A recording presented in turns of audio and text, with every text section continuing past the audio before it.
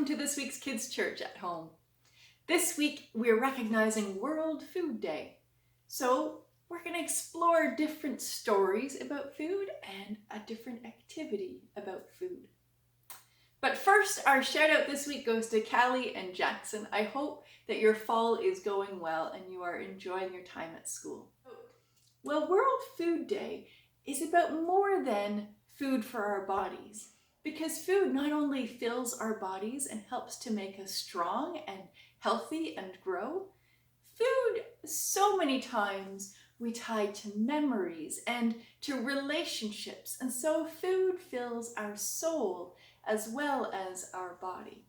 So today I have a story about food in a crowd. And I want you, as you listen to the story, to think about, is this food filling the people's bodies, or is it filling their souls as well?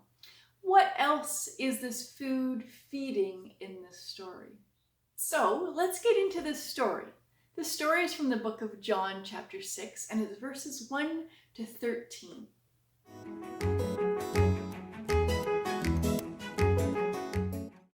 The early morning sun rose high over the hills where Jesus sat with his friends and a huge crowd of people. Wherever Jesus went, there was a crowd that followed. Everyone wanted to listen to Jesus' teachings. The stories he told filled their hearts with peace and brought them closer to a relationship with God. Even little children would run up the hillsides because they knew that Jesus welcomed them, and they'd sit on his lap and they would listen. Those who were sick or injured or needed help, well, they came too, and Jesus would heal them. Now on this day, the people sat and listened to Jesus, and his words were wonderful, and soon time passed quickly. No one thought about eating dinner because they were so interested in hearing what Jesus had to say, but the sun, it rose and crossed the sky and set again. And now they were hungry.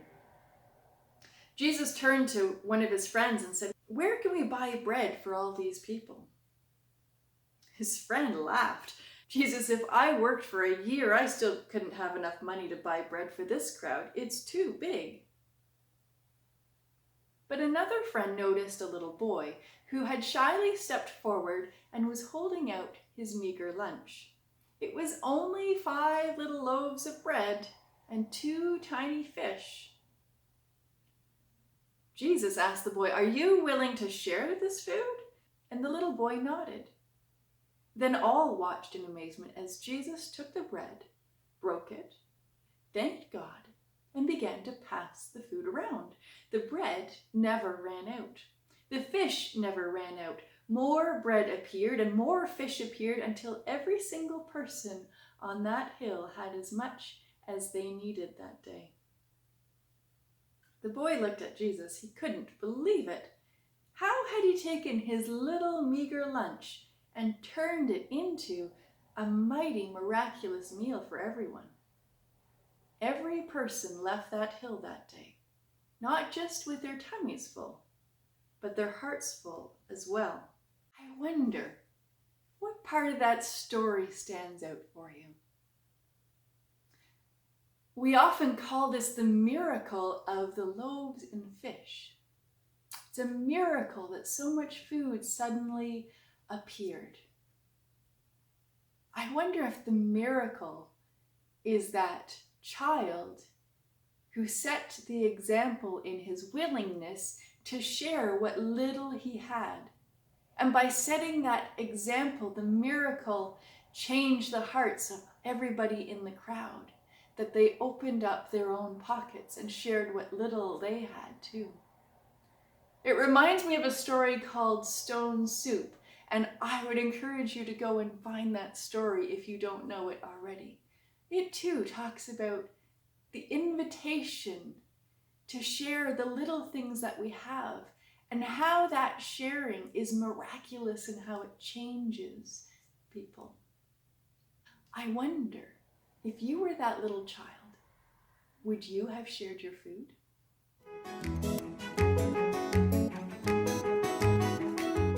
Today, for World Food Day, I thought, how can we combine an activity that uses both food for our bodies and food for our heart? So here's what we're going to make. We are going to make encouragement cards with food. What we will need for this activity: to start, we need some pieces of paper. I've cut them down to little card size shapes so that I can make easy encouragement cards to give to myself and to my family. We also need some paint, and I have some markers. And lastly, for our activity, we need to go to the kitchen and find some food that we will be able to dip in paint and put onto our cards, so kind of like stamps. Now, I have a selection here, and I was concerned about not wasting food. So the food that I found is not quite rotten, but is just about on its way to the composter, because I don't think anybody would eat these pieces of food anymore. And I also have a few bits of Cheerios and dried pasta, just a few things that won't be a huge food waste, so we can use them for this activity, and I don't feel as though we're wasting food that we could be using for our bodies instead. The last thing I've done is prepared a plate for my paint. This is something that I like to do because it keeps the paint nice and moist and it keeps it from drying out. So I have a flat plate. On my flat plate, I have put a wet piece of paper towel, and on top of that, I've put wax paper so that then I can take my paint and I can squeeze it out onto the plate, and that will give me a nice flat surface to dip my food into. But the moisture will also keep it from drying out too fast so that I'm not wasting paint either. It's all about not wasting things today. So I have everything. I think I'm ready now to start making my food stamps onto my pieces of paper. Now, I've seen people who've cut the food into different shapes to make specific shape stamps to put on their pieces of paper. I'm just going to use the food as it is. I'm going to stamp it as the shape that it is, and then when it dries, I'm going to see what does that shape remind me of, and then I'll use my markers maybe to make it look more like that shape. So I'm going to use the shape that nature created and then see what we can turn that into to make our cards today. So let's get stamping. So as you see, I have my paper, I have my shapes, I have my paint. Let's start with the nut. And now I'm going to try and see, what does a carrot look like?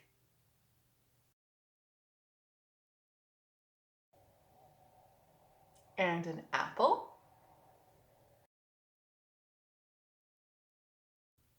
And now the potato. This is a funny shaped potato from my garden. Okay, now I'm going to use my littler things like the Cheerios and the pasta to maybe add some other details on it. I have to think of, what does this look like first?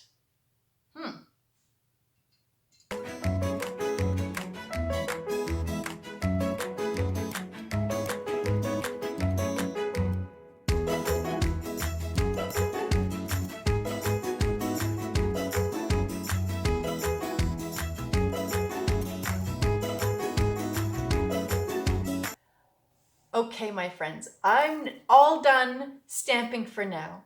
Sometimes I think less is more, so I'm going to leave this like this. I'm going to let them dry, and then I'm going to come back later to add my words of encouragement onto our encouragement cards. And I might add some extra details with markers when it's all dry. Now I have to be patient though, and I have to let it dry so I don't get the paint all over the markers. Okay, I've come back sometime later, my paint has dried, and now it's time to use some markers to see what we can turn these paint blobs into. Let's see what these might become.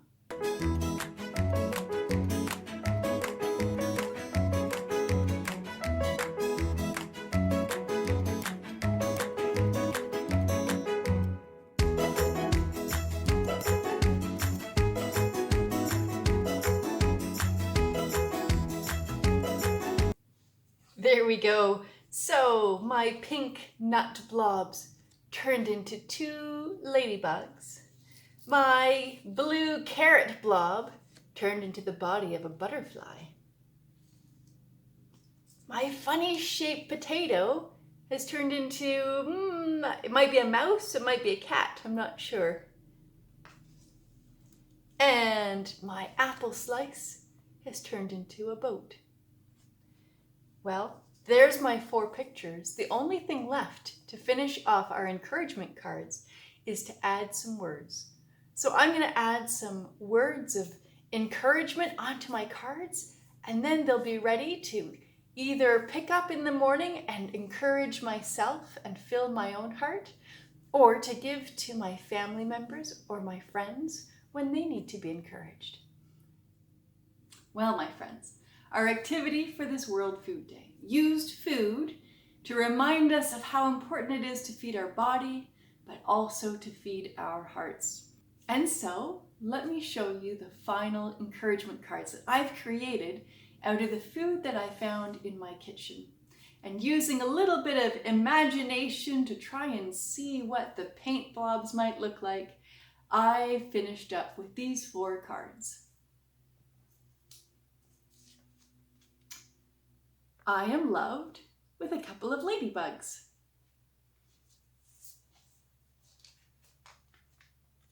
I learn more every day. Isn't that the truth? We all continue to learn more every day. On my boat card.